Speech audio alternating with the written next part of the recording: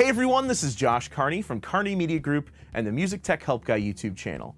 Welcome to part 3 of my absolute beginner's guide to home recording. In this video, we're going to talk about recording, editing, and comping your recordings. We'll also check out the BLUE EMBER condenser microphone, and we'll use this to record acoustic guitar and vocals. So big thanks to Blue Microphones for sending this over for us to check out.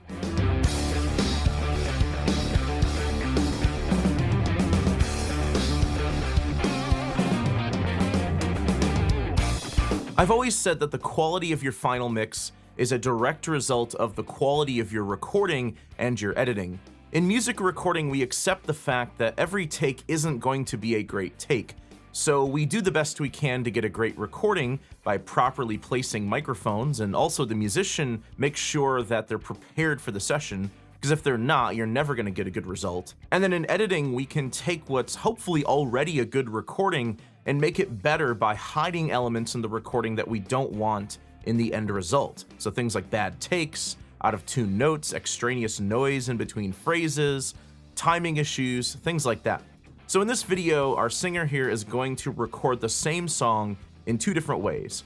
First, with just the BLUE EMBER microphone angled in between her voice and the guitar, so she'll be singing and playing at the same time. And then we'll do a multi-track version where I have her play the guitar part separately from the voice. This gives us some additional control and isolation later when we get to editing. This is how most modern music is recorded, but keep in mind, in the early days of recording, most recordings were made with just a single microphone or a few microphones in a room with a band or artist playing or singing, and the recording was just one live continuous take, no editing whatsoever. It wasn't until later on in the 50s that multi-track recordings started to replace live recordings. For example, go check out some of Les Paul and Mary Ford's recordings from the 50s, where they layered up Mary's voice and Les Paul layered up his guitar parts and guitar leads. This was an innovative recording technique at the time. So we're pretty lucky now in the digital age because recording can be pretty easy and pretty cheap. Now, just to be clear, I'm not downplaying the importance of using a professional recording studio with hundreds of thousands of dollars in microphones and audio gear, but if you're just starting out and you want to record your own demos or EP, you can do this pretty easily on a budget with minimal equipment. We already talked about the setup and equipment in part 1, but I'll reiterate that all of the recordings I'm doing in this video were done with under $300 of equipment if you don't include the computer, headphones, and the DAW. So the equipment we used in this video starts with the audio interface. We're using the Focusrite Scarlett Solo, which is just above $100, a microphone cable, a mic stand, and a pop filter, and the BLUE EMBER microphone. The BLUE EMBER mic is a $100 studio condenser mic with a frequency response of 40 Hz to 20,000 Hz. So it's suitable for singing or speaking voice, acoustic guitar, and really any recording situation other than lower frequency instruments like bass. So like I mentioned in part 1, you want to use a lower buffer size when recording to minimize latency. So I'll go up to Logic Pro 10 Preferences, Audio, and I'll make sure that the buffer size is set to a lower value like 32 or 64 samples. Then I'll click Apply Changes at the bottom. On the Recording tab, I'm going to make sure that Create Take Folder is selected for my overlapping audio recordings. Take folders in Logic allow you to store multiple takes within a folder and then comp them together later.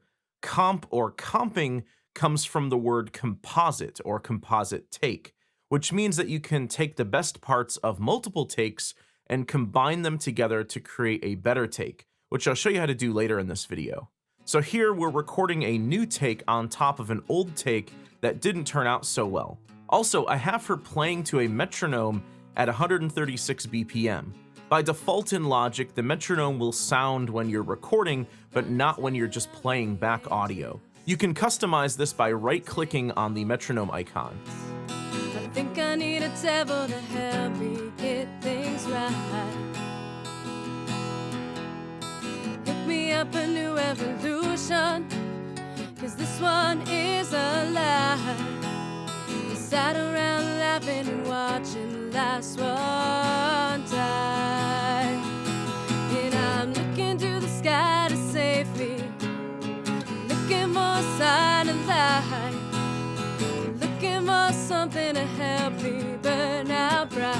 Now, if you record both the guitar and the vocals with a single mic, this might be good if you're trying to make a live performance video, but the quality of the recording suffers a bit when the mic is having to pick up two sources.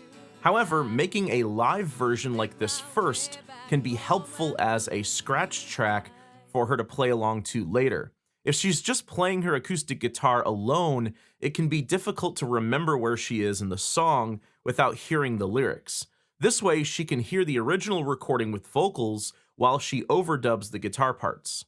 So here's the scratch track we just recorded, but since we overlapped the two recordings, you can double-click on this region, which is actually a take folder, to show both takes, and you can select which take you want to use. For this, I'm just going to go with the second take that we just recorded. So we'll use this as a reference for her to play to. Even though it doesn't quite look like it in the video because of the camera angle, I've repositioned the mic at around the 12th to 15th fret area on her guitar, and I've created a new track for her to just record guitar to, and she'll overdub a rhythm part while hearing the scratch track playing in the background.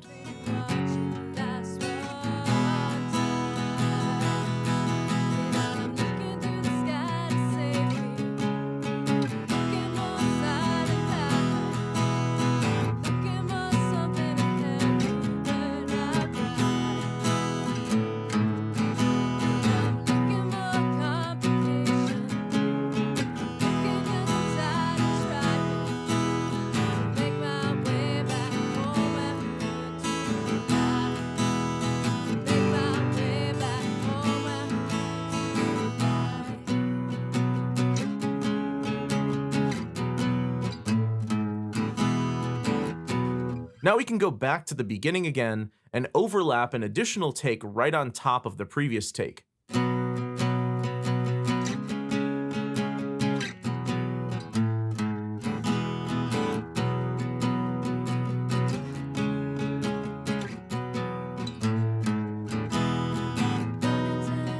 Now there's two takes inside the take folder that we can use for comping later. One thing I like to do with strummed acoustic parts is I like to double them up and pan them left and right. So I'll create a second audio track and we'll overdub a second guitar on top of the previous recordings.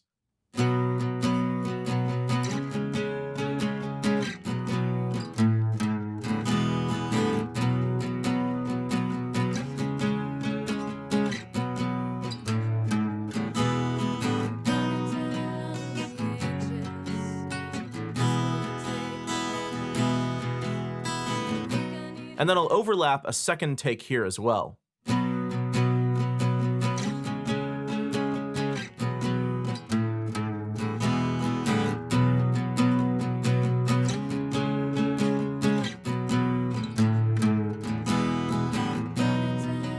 So now we have two guitar parts left and right with two takes in each folder to pick from. Now, if there's a spot that didn't turn out so well, you don't have to play the whole take over again. You can actually start the recording anywhere in the take folder, and it'll add the recording into the take folder so you can edit it in later. Next, let's track some vocal takes. I've repositioned the mic so that it's angled down and she's singing directly under the capsule. This is a technique I like to use with condenser mics because it reduces plosives, which are low frequency pops in the recording, and also it reduces sibilance, which is a buildup of high frequency sound on S and esh syllables. If you want to learn more about vocal recording techniques, check out my 25-part course on vocal recording over at ask.video and macprovideo.com, where I demonstrate multiple different recording and microphone placement techniques for recording vocals. Run and tell all of the angels this could take all night. I think I need a devil to help me get this right. Hook me up a new evolution, 'cause this one is a lie. We sat around laughing and watching the last one die. And I'm looking to the sky to save me. I'm looking for a sign of life, looking for something to help me burn out bright. And I'm looking for a complication, I'm looking 'cause I'm tired of trying to make my way back home where I learned to fly.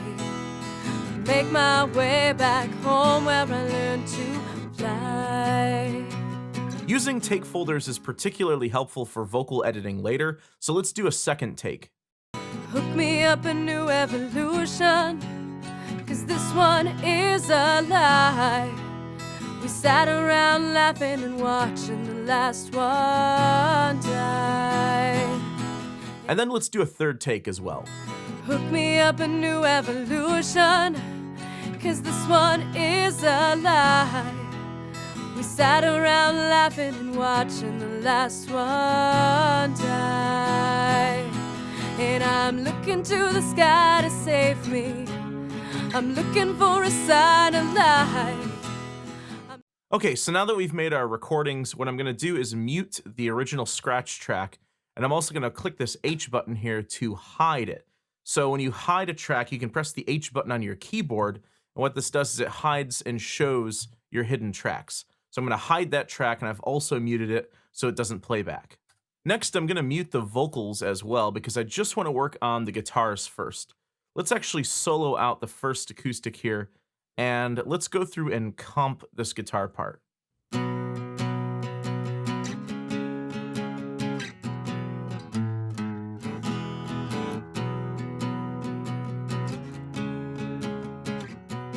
By the way, you can use this range up here called the cycle range to loop a certain section. All you have to do is drag over the top timeline up here. You can drag this around, and you can set a range to loop.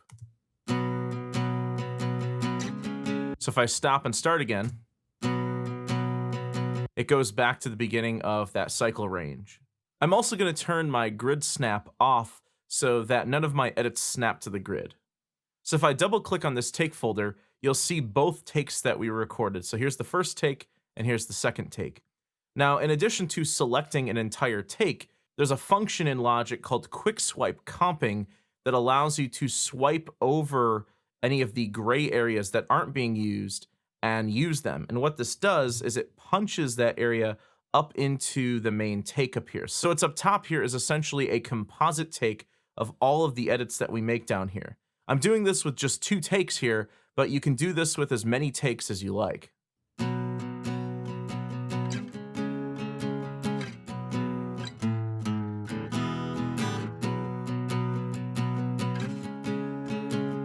So in the beginning, I liked the intensity of the second take. So we can start with the second take, but then we can move over to the first take if we like.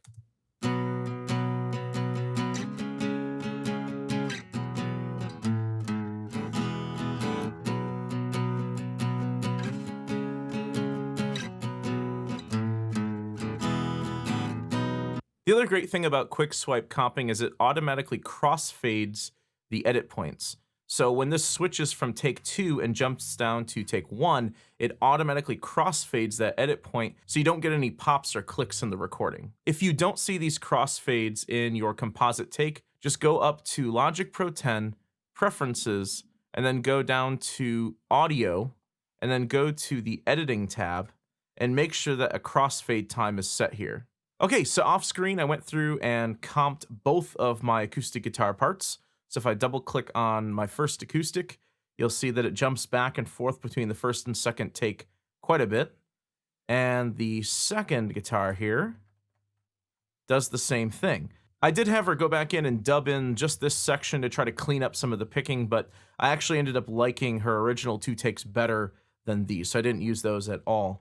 So there's a lot of factors involved when selecting which take you use over another. It could be the timing or tuning of the take. It could be a wrong chord or a right chord. It could even just be the execution. You know, you can play the right note or sing the right note, but the execution may not be there. So for example, this section here, just before measure 20, this is what I ended up going with.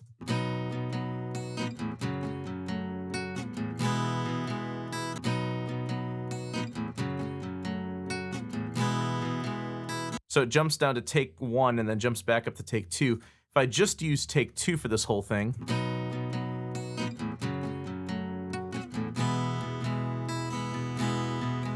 I didn't like how she picked these notes here, so I went with take 1 instead. Another thing to keep in mind when you're editing is make sure that your edit points are just before a transient. Now, transients are going to be kind of hard to see when you're zoomed in this far, especially with something like acoustic guitar. But if I pull up the waveform zoom up here, you'll be able to see them a bit better. So I don't want to place an edit point like right here in the middle of a high point in the waveform. You want to place it before a transient, which is a higher point of volume in the waveform. Transients are going to be really easy to see when you're more zoomed out, and they're also going to be a lot easier to see with more percussive instruments like drums. All right, so let's give both of these a listen.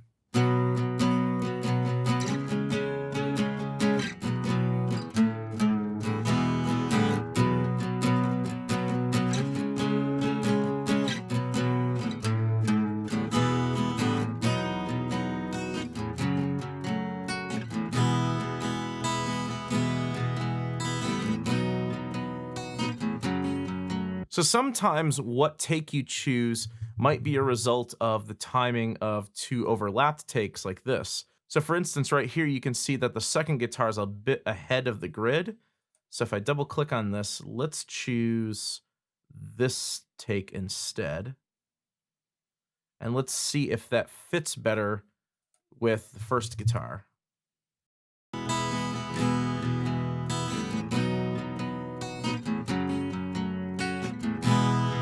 Yeah, so it's not out of time anymore.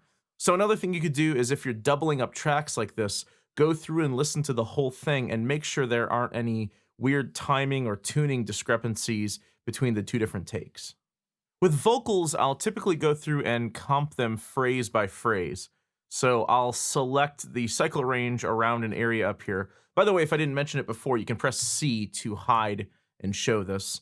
And then what I'll do is I'll play a selection, then jump down to the next one, then jump down to the next one, and listen to each one. I'm not going to be listening to any of these from take 1 down here because this was just a scratch take that I was using to get the levels right when I was setting the preamp on my audio interface. So I'm going to start up at take 4 and then listen to 4, 3, and then 2.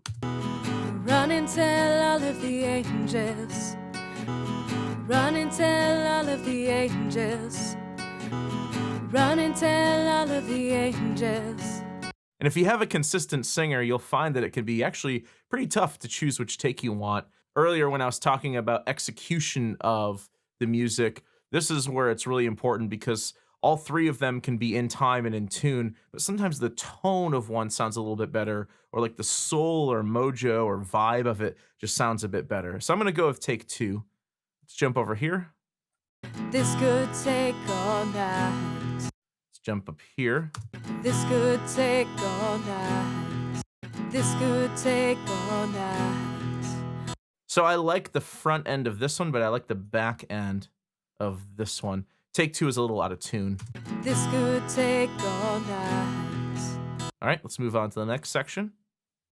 I think I need a devil to help me get this right. I think I need a devil to help me get this right. I think I need a devil to help me get this right. I think I like the front end of this one and the back end of this one. I think I need a devil to help me get this right. So I'll just go through off screen and do the same thing I did before with the guitars and comp my lead vocal. Okay, so off screen I went through and comped all of these. I mostly used the last 2 takes with a little bit of the second take. Now when you're all done comping, what you can do is you can double click to close the take folder. You can click right here on this A icon and you can go down to flatten and merge. And what this will do is it will render all of those edits and consolidate all those edits into a new region. You can do this with all of these. I've showed you comping and quick swipe comping. Let's talk about just some really basic editing functions in DAWs. In general, most DAWs will have 4 sort of universal editing functions. The first is the ability to move regions around, so I'd call this a time shift. It's not like flex time where it stretches or compresses the audio. You're simply just moving the audio, and for this you just use your pointer tool. You can also trim your audio. So in Logic, you can grab the left or right side of a region, and you can trim it up to shorten it or lengthen it. There's also a separate or cut function. So if you use the scissors tool in Logic, you can click to separate in the middle of a region, but you can also use the marquee tool to select a range and then click on it to separate or delete that area. And then lastly, if you hover the playhead over an area, select an area, and then press Command T, this will also separate the region. So I'm just going to drag over those and hit delete just to trim up the front end of my guitar audio. And the fourth universal editing function in most DAWs is to be able to fade. So I'm going to choose the fade tool up here, and you can use the fade tool to fade in or fade out or crossfade your regions.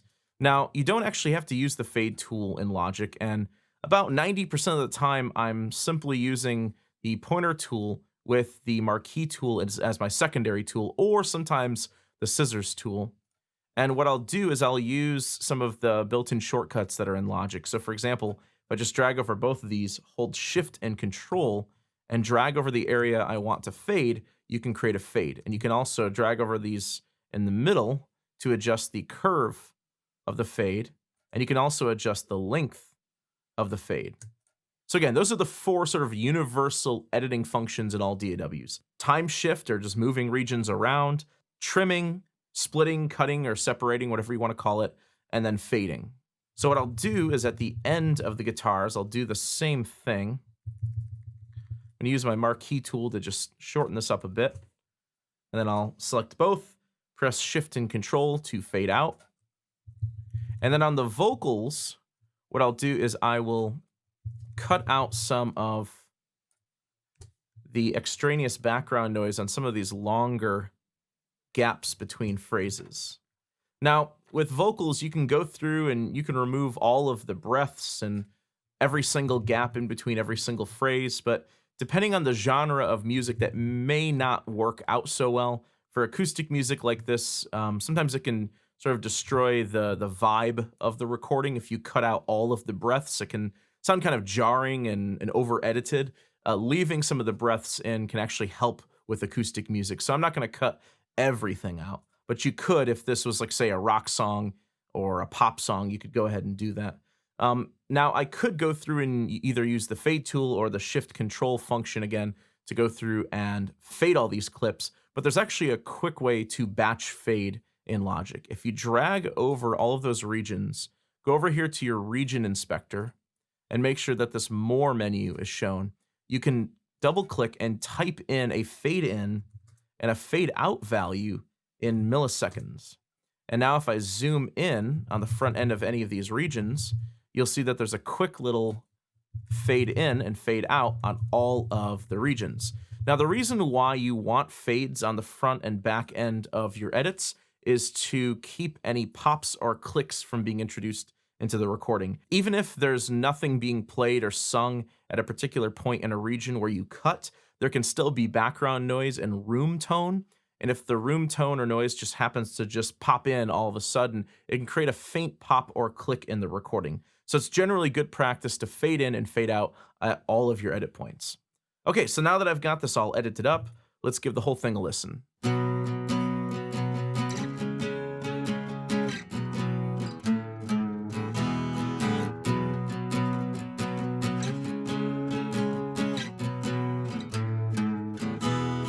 Run and tell all of the angels this could take all night.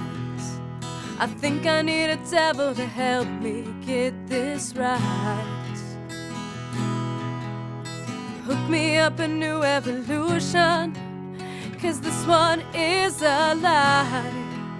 We sat around laughing and watching the last one die.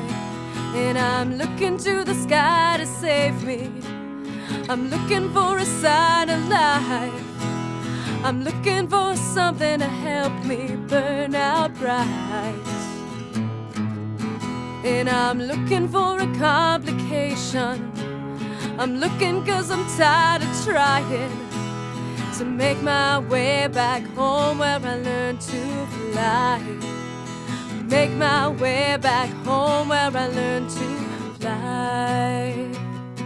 So that's recording, editing, and comping in Logic Pro 10. I hope you guys are enjoying these absolute beginner guide videos. Sorry they take forever to make, but there's a lot of filming and editing that goes on behind the scenes, and they take quite a bit longer to put together than my typical YouTube videos.